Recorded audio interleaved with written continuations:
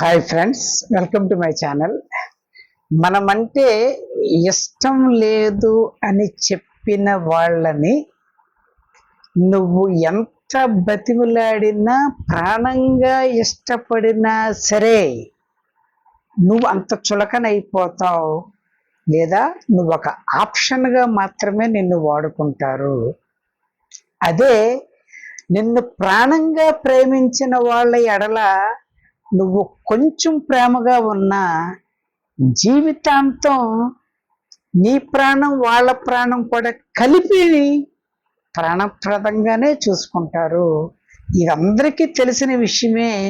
కానీ తెలిసి చేస్తున్న తప్పుల వలనే ఈ రోజుల్లో రిలేషన్స్ రోజుల్లో, వారాల్లో, నెలల్లో, సంవత్సరాల్లో విడిపోవటానికి అండర్స్టాండింగ్ లేనందువలన ఒకళ్ళ మనసులో ఉన్న విషయం మనం తప్పుగా అనుకుంటాము, లేకపోతే వాళ్ళు తప్పుగా అనుకుంటాం వలన వచ్చిన ఈ విభేదాల వల్లే మనుషులు సంబంధాలని చాలా తేలిగ్గా తృణప్రాయంలో వదిలించుకొని వెళ్ళిపోతున్నారు.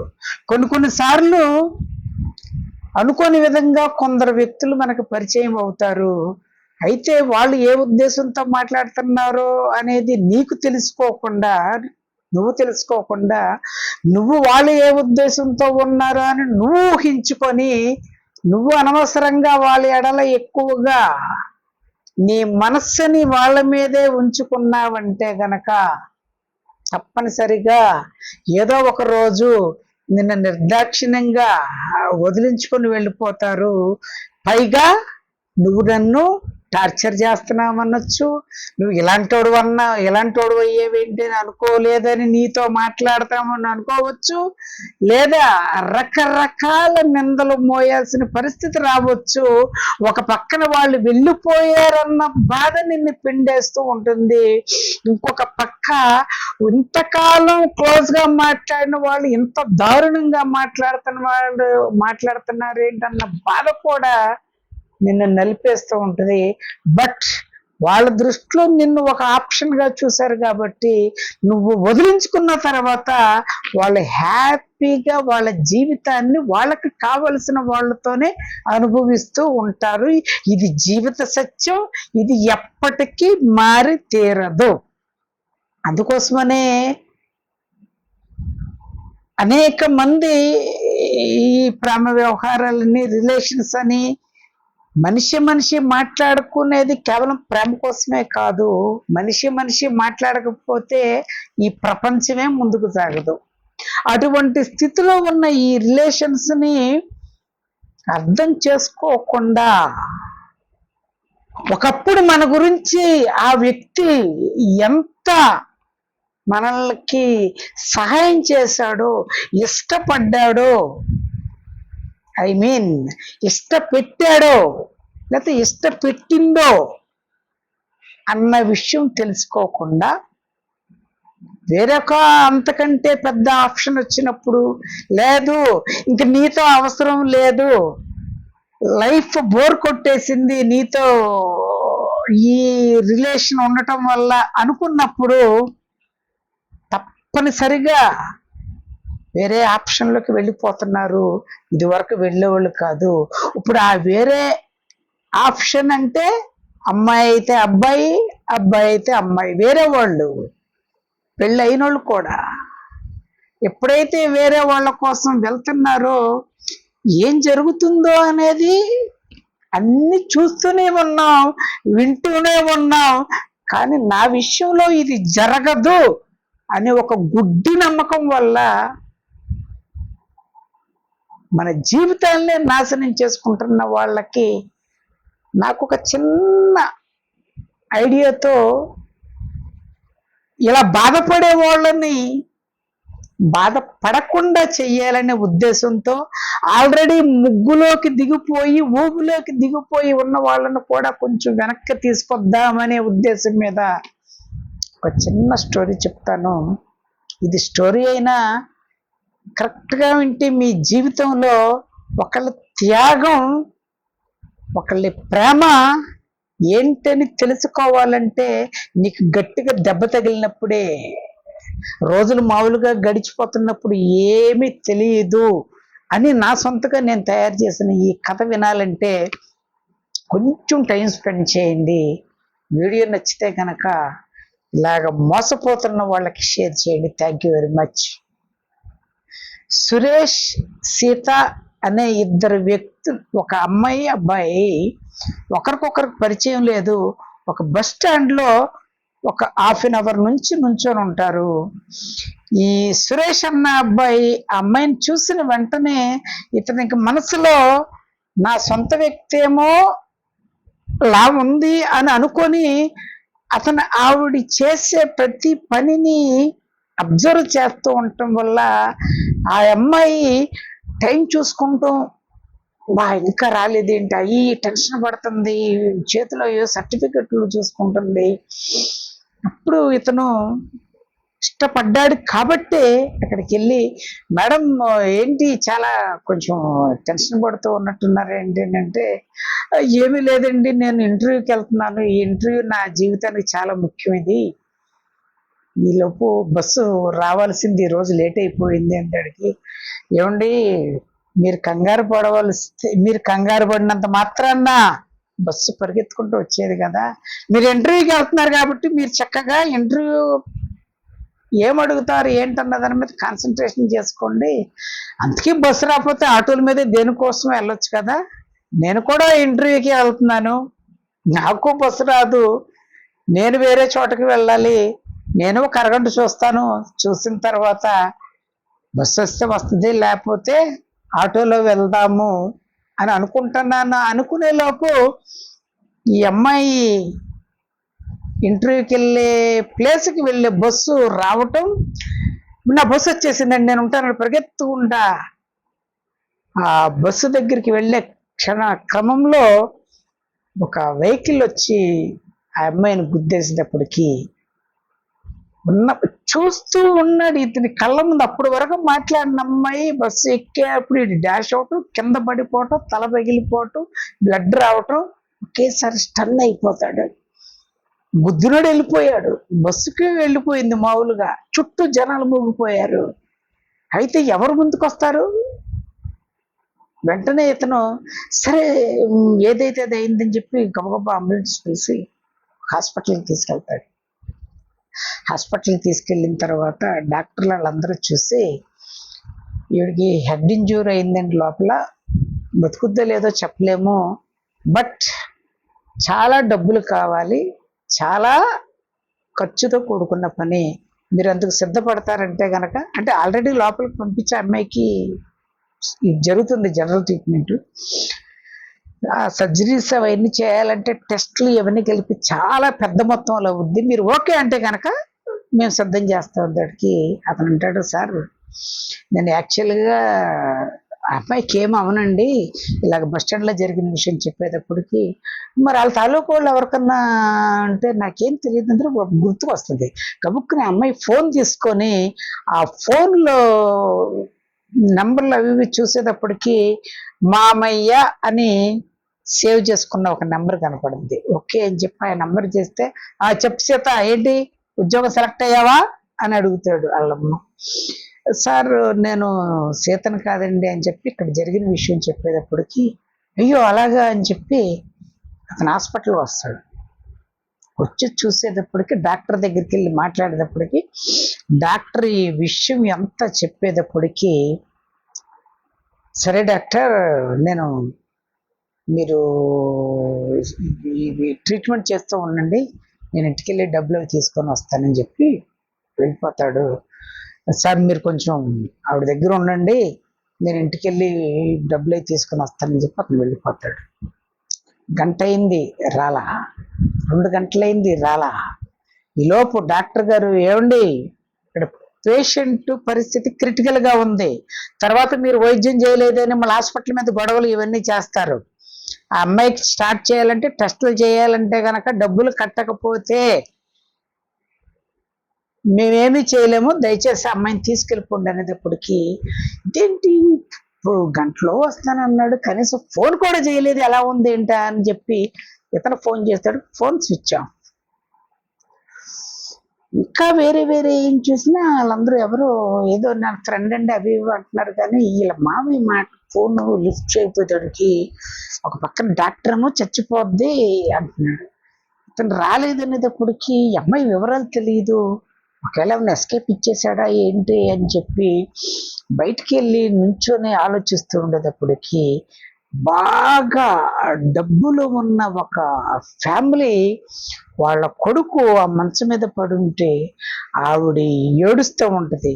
ఇంత చిన్న వయసులోనే నీకు కిడ్నీ సమస్య రావటం ఏంట్రా, ఇప్పుడుకిప్పుడు ఎవడిస్తారా, ఈ కిడ్నీ ఇవ్వకపోతే చచ్చిపోతారంటున్నారు అని చెప్పి ఏడుస్తూ ఉండేటప్పటికి మళ్ళా వాళ్ళ మావయ్యకు ఫోన్ చేస్తాడు. ఏమీ లేదు. ఈలోపు డాక్టరు గబగబా స్ట్రెచర్ మీద వేసి అమ్మాయిని తీసుకొచ్చేసి బయట పెట్టేదానికి, సార్ ఒక్క నిమిషం ఆగండి, లోపలే ఉంచండి అని చెప్పి ఒక్కసారి వాళ్ళు దేని గురించి సార్ ఇలాగ అడుగుతున్నారు అనేటప్పటికి, ఆ అబ్బాయికి కిడ్నీ కావాలయ్యా, ఏంటి ఇస్తావా ఏంటి అనేటప్పటికి, సార్ ఒక్కసారి వాళ్ళతో మాట్లాడతాను సార్ అంటాడు. గబగబా వాళ్ళ దగ్గరికి వెళ్ళి, అమ్మ మీకు బాబుకి నేదో కిడ్నీ ఇస్తానంటున్నాడు, ఒకసారి మాట్లాడుకుంటుంటే, సార్ నేను మాట్లాడే వరకు ఆవిడ్ని బయటికి ఇవ్వకండి సార్ అంటే, సరే మీకు డీల్ కుదిరే వరకు నేను ఉంచుతాను, ఈ లోపు చిన్న చిన్న మైనర్ ఇచ్చేస్తా ఉంటాను లోపల పెట్టడానికి. వాళ్ళు బాగా కలిగిన వాళ్ళు చెప్తాడు, సార్ ఈ అమ్మాయి ఎవరో నాకు తెలియదు, ఇక్కడ జరిగింది ఇది, వాళ్ళ మావయ్య వచ్చాడు కానీ ఇప్పుడు వరకు ఫోన్ లిఫ్ట్ చేయట్లేదు, చనిపోతానంది, ఎందుకో ఒక 10 నిమిషాల పరిచయం, ఈ వ్యక్తిని పోగొట్టుకోవాలంటే నాకు ఏదో కోల్పోయినట్టుగా ఉంది సార్, అందుకోసమని నేను కిడ్నీ ఇస్తాను, ఆ అమ్మాయికి హాస్పిటల్కి అయ్యే ఖర్చు అంతా మీరు భరించి తర్వాత నేను కోలుకోవటానికి కూడా మీరు సహాయం చేస్తానంటే, ఇంకా నాకు 5 పైసలు కూడా ఇవ్వక్కర్లేదు, నాకు ఈ సహాయం చేసి పెడతారంటే, వాళ్ళకి దేవుడే ఇలాగ ఇతన్ని పంపించాడేమోనని మారు మాట్లాడకుండా నువ్వు ఏది చేయమంటే అది చేస్తాం బాబు అనేటప్పటికీ, సార్ ఒక్క పని చేయండి, డాక్టరు మీ బాబుకి నైట్ టైం చేయమంటున్నాడు కదా, నేను నైట్ టైం వచ్చి కిడ్నీ ఇస్తాను, ఈలోపు మీరు ఆపరేషన్కి అమ్మాయికి డబ్బులు కట్టేయండి, ఎందుకనంటే నాకు ఒక మంచి కంపెనీలో జాబ్ వచ్చింది, నేను దానికి అటెండ్ అవ్వకపోతే మళ్ళీ ఇది కోల్పోతానేమన్నప్పటికీ, అప్పుడు ఆ ఏడుస్తున్న పెద్దవాళ్ళ ఆయన అంటాడు, ఎందుకు బాబు నువ్వు ఏ ఇంటర్వ్యూకి వెళ్ళవక్కర్లేదు, మాకే కోట్ల ఆస్తులు ఉన్నాయి, పెద్ద పెద్ద కోట్లు ఖరీదు చేసే బిజినెస్లు ఉన్నాయి, నా బిడ్డ క్షేమంగా ఉంటే కనుక తప్పనిసరిగా నా కంపెనీలో నీకు జాబ్ ఇస్తాను. దానికి ఆయనకి దండం పెడతాడు, ఈయన కిడ్నీ తీసుకుంటారు, ఆవిడకి ఆపరేషన్ చేస్తారు, అంతా క్లియర్ అయిన తర్వాత ఇంటికి తీసుకొస్తాడు. ఇతను ఇంటికి తీసుకొచ్చిన తర్వాత ఆ అమ్మాయి ఒక్కటే అడుగుద్ది, ఈ అన్నీ బాగానే ఉంటాయి, అసలు మీరు ఎవరు, ఎందుకోసం మీరు నా కోసం ఇంత త్యాగం చేశారు, హాస్పిటల్లో అందరూ మీ గురించి చెప్పారు, అక్కడ మాట్లాడితే బాగుండలేదని నేను అడగలేదు అందరికి, నాకు ఒక్క విషయం చెప్పబోనండి, మీ మావయ్య ఎందుకు వచ్చి చూసి వెళ్ళాడు, తర్వాత ఫోన్ స్విచ్ ఆఫ్ చేశాడంటే, వాళ్ళు నన్ను ఎప్పుడు వదిలించుకుందామా అని చూస్తున్నారు, ఈ రోజు కనుక నేను ఇంటర్వ్యూలో సెలెక్ట్ అవ్వకపోతే నన్ను ఇంటికి రానిచ్చేవాళ్ళు కాదు, వాళ్ళు ఇక్కడికి వచ్చిన తర్వాత మీరు ఈ బిల్లు విషయం చెప్పుకుంటారేమో బహుశా, అందుకే వెళ్ళిపోయారు అందరికి. మరి మీ అమ్మా నాన్నలు చిన్నప్పుడు చనిపోయారు, మా మావయ్య నన్ను పెంచాడు, కానీ మా అత్త మాత్రం మా మావయ్యని వేధించు తినేసేది నన్ను బయటికి పంపే వరకు. సరే మీ సంగతి ఏంటి, మీరు ఆ రోజు ఇంటర్వ్యూకి వెళ్ళారా, మరి ఏం చేశారు, ఇంటర్వ్యూకి ఎక్కడ వెళ్తాను, వాళ్ళు కిడ్నీ అప్పటికప్పుడు ఇస్తే గనక వాళ్ళ కంపెనీలో నాకు ఉద్యోగం ఇస్తారనేటప్పటికీ ఆయన కాళ్ళ మీద పడి, నిజంగా ఈ రోజుల్లో కూడా ఇంత సహాయం చేసేవాళ్ళు ఉన్నారా అని చెప్పి ఏడుస్తూ ఉంటూ, మరి మీ అమ్మా నాన్నోళ్ళకి తెలిస్తే మిమ్మల్ని ఏమైనా అంటారేమో కదా అంటే, నాకు కూడా అమ్మా నాన్న లేరండి, కాకపోతే ఒక విషయం, మీతో ఆ మాట్లాడిన 10 నిమిషాలు ఎందుకో నాకు కొత్త జీవితాన్ని ఇచ్చినట్లున్నది, అందుకోసమనే నేను ఇంత త్యాగం చేశానని చెప్పేటప్పటికి మారు మాట్లాడకుండా ఈ విషయాన్ని ఈ మాటను అర్థం చేసుకోలేని పరిస్థితులు కూడా ఎవరు లేరు కాబట్టి ఇద్దరు కలిసి హ్యాపీగా పెళ్లి చేసుకుంటారు. పెళ్ళైన ఒక 5 సంవత్సరాల వరకు హ్యాపీగా ఆనందంగా గడిపారు. కానీ తర్వాత నుంచి అతనికి సింగిల్ కిడ్నీ అవటం వల్ల హెల్త్ ఇష్యూస్ రావటం మొదలుపెట్టినాయి. అలాగే కంపెనీకి కొన్ని రోజులు వెళ్తున్నాడు, కొన్ని రోజులు మానుతున్నాడు. దీనివల్ల ఆర్థికంగా కూడా వచ్చిన డబ్బులు ఇతను వైద్యానికి ఎక్కువ అవుతున్నాయి. ఆ 5 సంవత్సరాలు అనుభవించిన లగ్జరీ లైఫ్ మెల్లమెల్లగా తగ్గుతూ వస్తూ ఉండేటప్పటికి ఈఎంఐకి కూడా ఇక నార్మల్ లైఫ్ లాగా వచ్చేసింది. ఇంకింతే కదా, లెగటం, తినటం, ఆయన హాస్పిటల్కి వెళ్ళటం, నేను వండి పెడతాం, పడుకుంటాం. మనిషి కష్టంలో ఉన్నప్పుడు ఉన్న మనస్తత్వం వేరు, ఆ కష్టం దాటిపోయిన తర్వాత ఉన్న మనస్తత్వం వేరు. ఎప్పుడైతే ఇంకా నాకు బోర్ కొడుతుంది, ఎక్కడికైనా వెళ్తే బాగుంటుంది, ఏదైనా నేను కూడా ఎక్కడికైనా పని చేస్తే బాగుంటుంది అన్న ఆలోచనలు ఎప్పుడైతే రావటం మొదలు పెట్టినాయో వీళ్ళ ఆయనతో చెప్తుంది, నేను కూడా ఏదన్నా జాబ్ చేస్తానండి, నేను కూడా బాగా చదువుకున్న దాన్నే కదా అంటే, సరే నీ ఇష్టం, నేనేం కాదన్ను, కాకపోతే డాక్టర్ నిన్ను కొంచెం జాగ్రత్తగా ఉండమన్నారు కదంటే ఏం పర్లేదు అని చెప్పటం, ఒక మంచి కంపెనీకి అప్లై చేస్తే ఆ జాబ్ రావటం, హ్యాపీగా మళ్ళా కొత్త జీవితం స్టార్ట్ అయింది ఆ అమ్మాయికి. రోజు ఈయన తయారు చేసి పంపించేయటం, ఆవిడ తయారైపోయి అక్కడికి వెళ్ళటం, అలాగా డబ్బులు ఇద్దరికీ వచ్చినా సరే వైద్య ఖర్చులు ఎక్కువ అవుతున్నందువలన ఇంకా ఈవిడికి సాధారణంగా ఏ వ్యక్తికైనా సరే హ్యాపీగా ఉన్నప్పుడు అది కొనుక్కోవాలి, ఇవి కొనుక్కోవాలని కోరికలు రావటం సహజమే. కానీ ఇతనికి అనారోగ్యం ఉందని తెలిసిన ఎన్ని సంవత్సరాలని అలాగే ఉంటారు? ఉండలేరు కదా, ఏదో ఒక రకంగా కొనుక్కోవాలనుకుంటారు కదా. అటువంటి టైంలోనే కరెక్ట్గా వాళ్ళ ఆఫీస్లో ఒక సౌండ్ పార్టీ గల వ్యక్తి, ఈ అమ్మాయి ఆఫీస్లో అనుకుంటాక మాట్లాడుకుంటారు అందరూ, అది తప్పు కాదు, కానీ కొంచెం ఎక్కువ ఇంట్రెస్ట్ చూపించటం ఈ అమ్మాయికి అర్థం చేసుకొని ఇటువంటి వాళ్ళతో కొంచెం జాగ్రత్తగా ఉండాలి అని ఆ అమ్మాయికి తెలుసు. లేకపోతే ఏం జరుగుద్ది అన్న విషయం కూడా తెలుసు. కానీ ఒకానొక టైంలో ఆయన బాగా సిక్ అయ్యి హాస్పిటల్కే ఉండవలసిన పరిస్థితి వచ్చినప్పుడు ఈ అమ్మాయి ఆయన్ని కొంత డబ్బులు కావాలని అడగటం వచ్చింది. మై డియర్ ఫ్రెండ్స్, ఒక్కటి గుర్తుంచుకోండి, ఆడవాళ్ళు ఎప్పుడైనా మగవాళ్ళని, ఐ మీన్ వాళ్ళు ఎంత పరిచయం ఉన్న వాళ్ళైనా లేకపోతే తెలిసిన వాళ్ళైనా డబ్బులు గనక అడిగారంటే 90% నిన్ను ఏదో ఒక రకంగా వాళ్ళ ఆధీనంలోకి తెచ్చుకుంటానికి చూస్తారు, అది గ్యారెంటీ.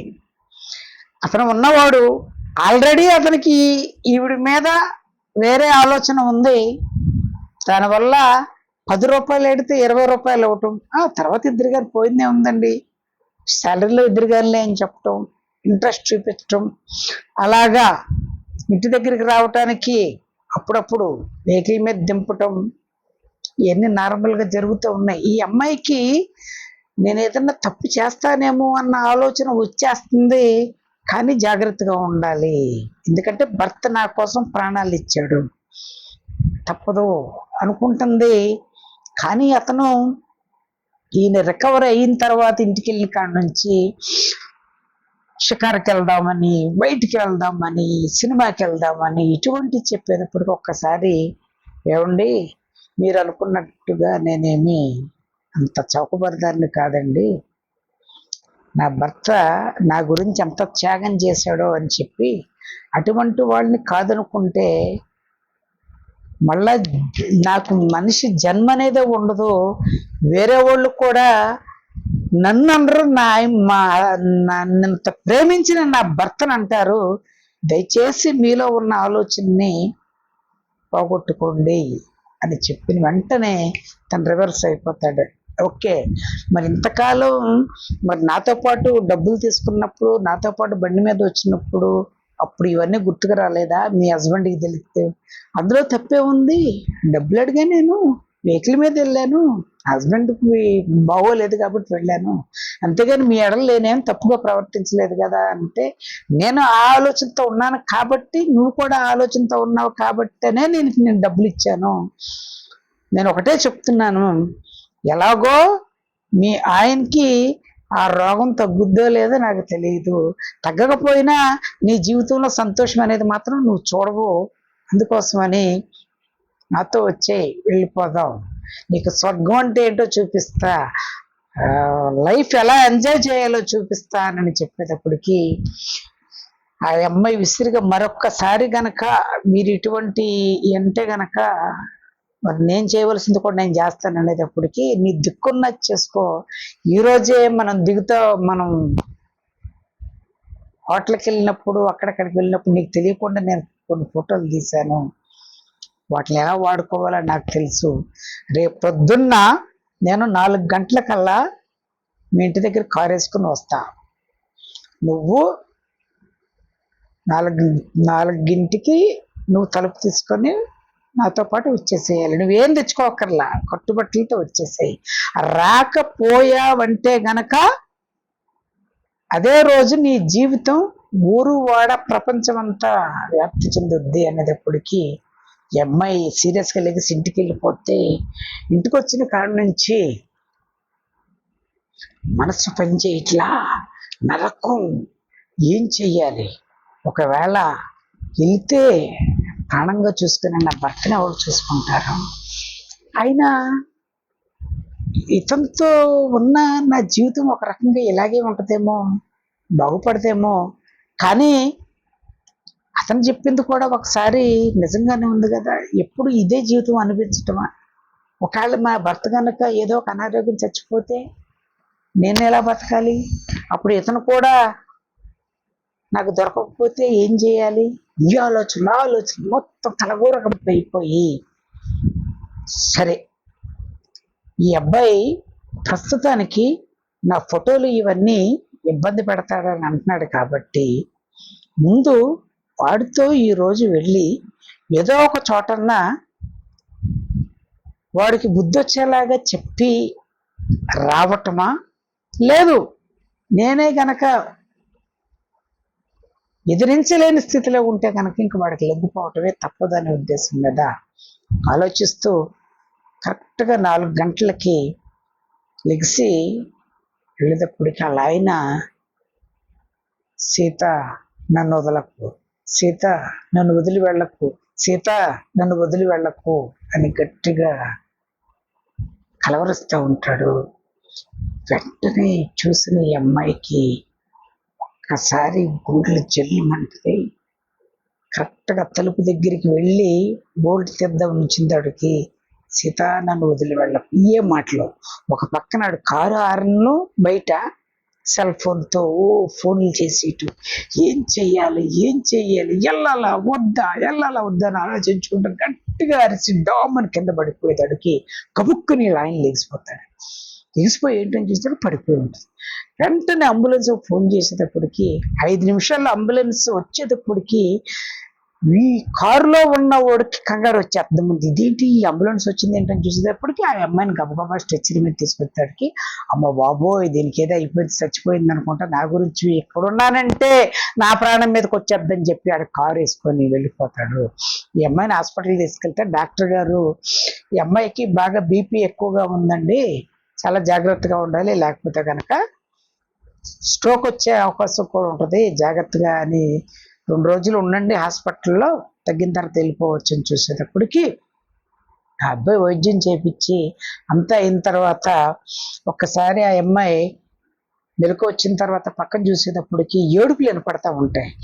ఏంటని చూసేటప్పటికి వాళ్ళందరూ ఏడుస్తా ఉండేటప్పటికి ఆ నర్సుని అడిగేటప్పటికి పక్కన ఏంటమ్మా ఏం జరిగింది అని అడిగేదానికి, ఇదిగోండి బాబు చూడండి ఎంత చక్కగా ఉన్నాడు, కారులో స్పీడ్గా వెళ్తున్నాడంట, గబుక్కుని లారీ వచ్చి గుద్దేసినట్టు చచ్చిపోయిందంట. చూసేటప్పటికి ఎవడైతే ఇతన్ని బ్లాక్మెయిల్ చేస్తున్నాడో వాడే. అంటే ఆ రోజు ఆ కారు తప్పిస్తూ పారిపోబోతూ వెళ్ళి గుద్దేశాడు, అయిపోయింది. అప్పుడు ఒకవేళ నేనే ఆ కారులో ఉంటే నేను చచ్చిపోయేదాన్నే కదా. ఇంత చండాలంగా ఎలా ఆలోచించా, ఇంత ఘోరంగా నా మనసు ఎలా ఆలోచించింది అని ఆలోచించుకుంటూ ఏడుస్తూ ఉండేటప్పటికి గబుక్కున వాళ్ళ ఆయన వచ్చి, లెగ్సావా, ఇదిగో జ్యూస్ తాగాలని అడిగిడికి, ఏంటి ఏడ్చినవేంటి అనేటప్పటికి, ఏమీ లేదండి, నాకు ఒక పీడకల వచ్చింది, ఆ పీడకల కోసం ఆలోచిస్తున్నాను అనేటప్పటికి, నేనుండగా నీకు పీడకలు వచ్చినా ఏ కళ వచ్చినా నన్ను దాటి వెళ్ళాల్సిందే, నిన్నేమి చేయవు, జ్యూస్ తాగు, డాక్టర్ గారు డిశ్చార్జ్ చేసేసారు, ఇంటికి వెళ్ళిపోదాం అనేటప్పటికి ఆ అమ్మాయి ఏడ్చుకుంటూ ఆయన చేయి తీసుకొని దగ్గర తీసుకొని అలాగే ఏడుస్తూ ఉండిపోద్ది. మై డియర్ ఫ్రెండ్స్, ఇది ఎందుకు చెప్పానంటే ఒక స్టోరీయే, బట్ ఇందులో డీప్ అర్థం ఉంటుంది. ఒక వ్యక్తి మనల్ని ఇష్టపడితే సాధారణంగా ఏదో కొన్ని క్షణాల్లో కొన్ని రోజుల్లోనో జీవితంలో బాధలనే వస్తాయి. అవి చూసే నువ్వు నిర్ణయం మార్చేసేసుకొని ఇంకా జీవితం ఎలాగే ఉంటుందని అనుకుంటే కనుక దారుణమైన దెబ్బ తింటున్నారు కూడా, అయినా సరే రియలైజ్ అవటం లేదు. ఒక్కటే గుర్తుంచుకోండి, మీరు ప్రేమించిన, పెళ్లి చేసుకున్న ఒకళ్ళతో బంధం ఏర్పడిన తర్వాత చచ్చే వరకు కష్టమైన నష్టమైన వాళ్ళతో భరించవలసిందే. కొన్ని ఎక్సెప్షనల్ కేసులు తప్ప, వాళ్ళు మిమ్మల్ని చంపటానికి వచ్చినప్పుడు, ఈమె నిన్ను చంపటానికి వచ్చినప్పుడు కోర్టులు ఉన్నాయి, పోలీస్ స్టేషన్లు ఉన్నాయి, అక్కడి వరకు వెళ్ళండి, కానీ మీకు మీరు చంపేసుకోవద్దు. అలాగే ఈ ఇల్లీగల్ అఫైర్స్ ఎప్పుడైనా సరే అయితే ఆవిడన్నా చచ్చిపోద్ది, లేకపోతే ఈవిడన్నా చచ్చిపోద్ది, లేకపోతే ఇద్దరిని చంపేస్తారు మూడోవాడు వచ్చి. ఎన్ని వెళ్ళేది శ్మశానానికి. అందుకోసమని ఉన్న వాటిలోనే, ఉన్న వాళ్ళలోనే నీ సంతోషం కోల్పోయినప్పుడు కొత్త దారిలో వెతుక్కుంటాకి చూడు. అంతేగాని నిన్ను ప్రాణంగా ప్రేమించిన వాళ్ళని మాత్రం నకిలీ ప్రేమ చూసి మోసపోయావంటే గనక నీ జీవితాన్ని నువ్వే నాశనం చేసుకున్న వాళ్ళు అవుతారు. అందుకోసమని ఈ రోజు నుంచైనా మన మనస్సును మన అదుపులో ఉంచుకొని అటువంటి వాటికి దూరంగా ఉంటారు అని ఆశిస్తూ, ఈ వీడియో నచ్చితే కనుక మీ యొక్క కామెంట్ని చేయండి. అలాగే ఏమన్నా తప్పులుంటే కూడా మీ కామెంట్ చేయండి. Thank you very much.